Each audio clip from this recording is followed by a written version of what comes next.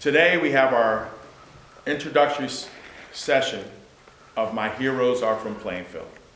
And we are profiling Canon Leroy Lyons, who has spent 42 years at St. Mark's Episcopal Church in Plainfield, New Jersey.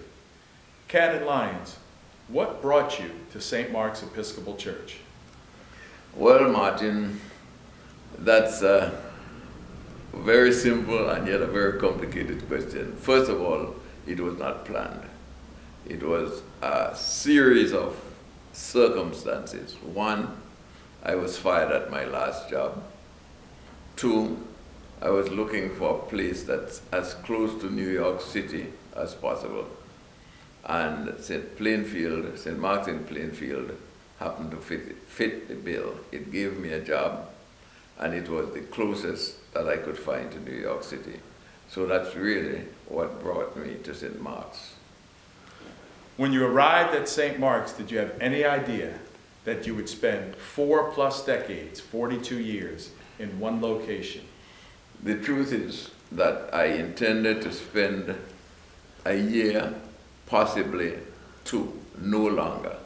And if you ask me, I was very positive about that, because all my intentions were to return to Trinidad. I just felt that I had a commitment to my own homeland, and that I would return to Trinidad as soon as possible.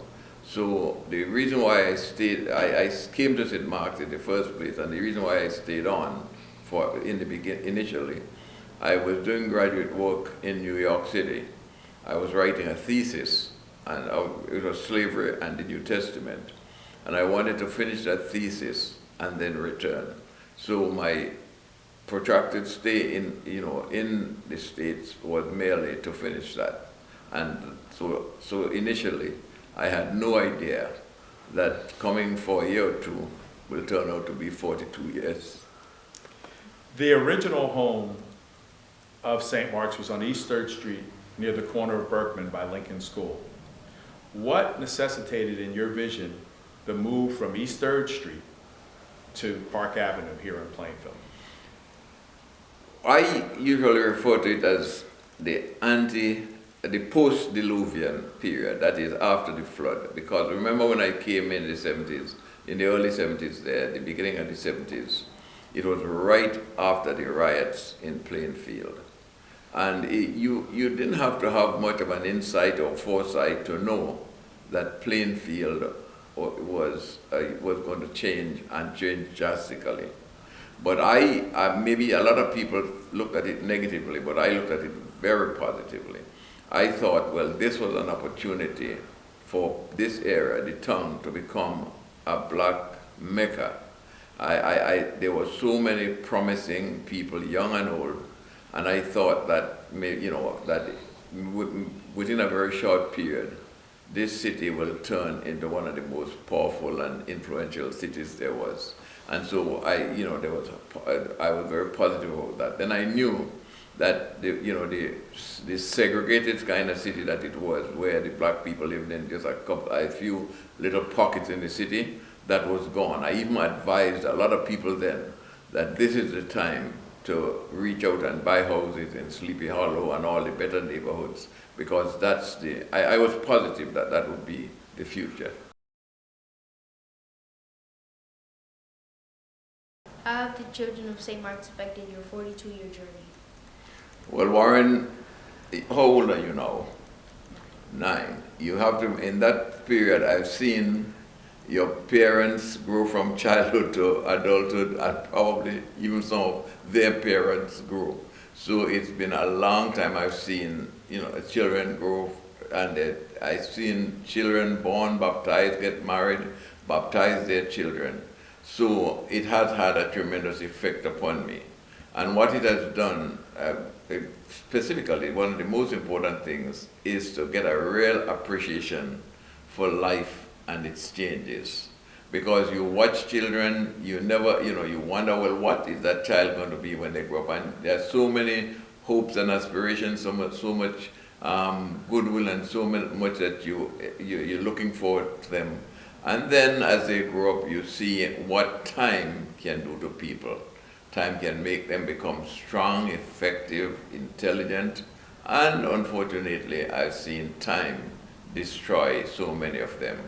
But one of the things about Plainfield, what I noticed that one of the most influential and formative aspect in this place is race, people's race, and we underestimate the power of race in this country. It determines everything, not only directly but indirectly. It touches every aspect of the black person's life in this town.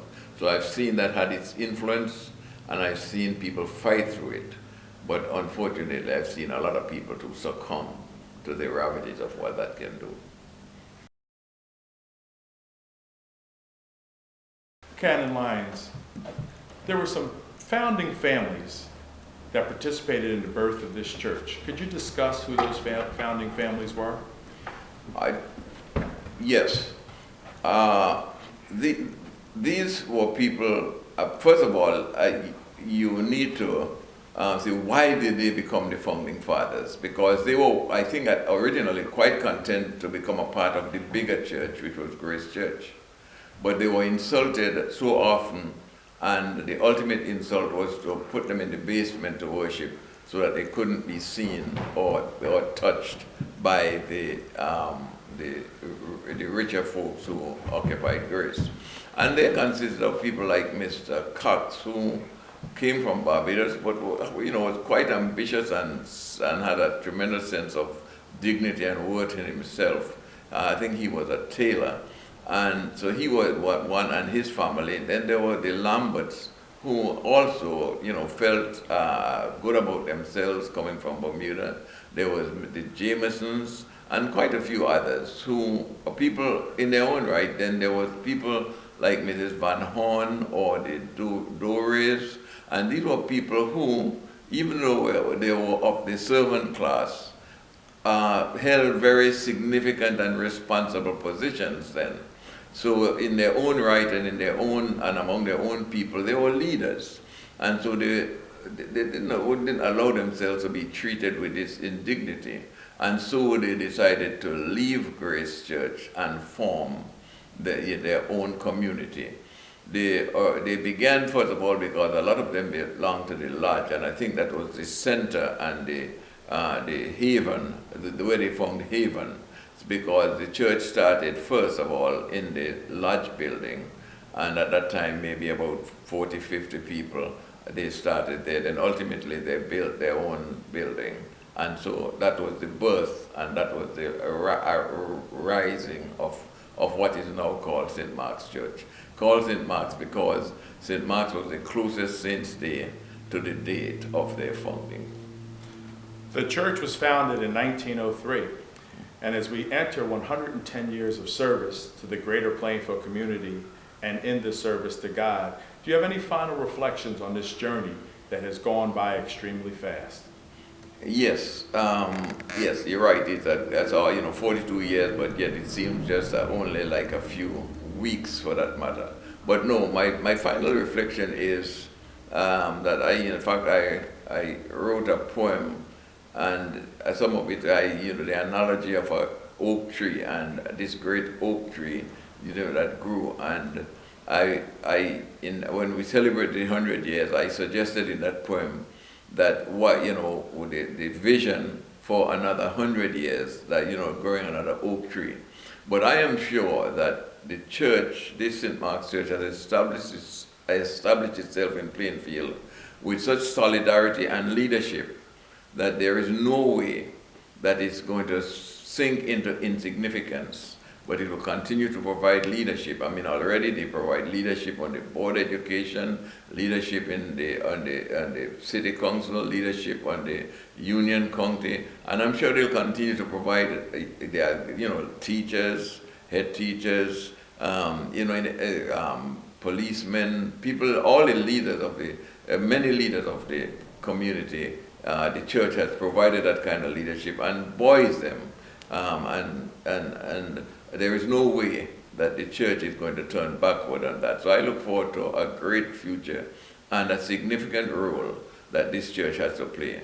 Obviously, they will have to adjust to the trends of the time, but I'm sure that they can do that as well, because they have been doing that for the last 40 years, and I'm sure they will continue to do that in the future.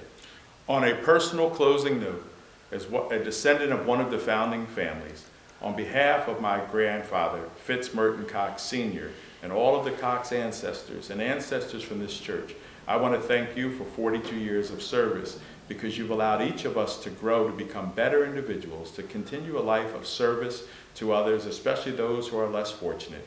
And if you would, if there's a closing psalm or special passage from the Bible that you would like to take us home in, we ask that you provide that to us now. Well, I'm not going to use a psalm. I'm going to use a quotation that I use a lot with the church. And that is that in good times and bad, always remember it is not about me. The mission is not about the individual. It's really where God is calling and leading us. And the typical example is, I've never dreamed that God was calling me to a place called Plainfield, or that God was calling me to be an American citizen. And today, I am an American citizen in every sense of the word. And here, Plainfield is my home. And you never know where God is leading and calling. But thanks be to God. God knows best, always. 42 years of service to Plainfield, to St. Mark's Episcopal Church, to the diocese, from January 1st of 1971 through December 31st of 2012. Godspeed and good luck, great health during your years of retirement. Thank you, Martin. Thank you very much, and all my best wishes to you and your family.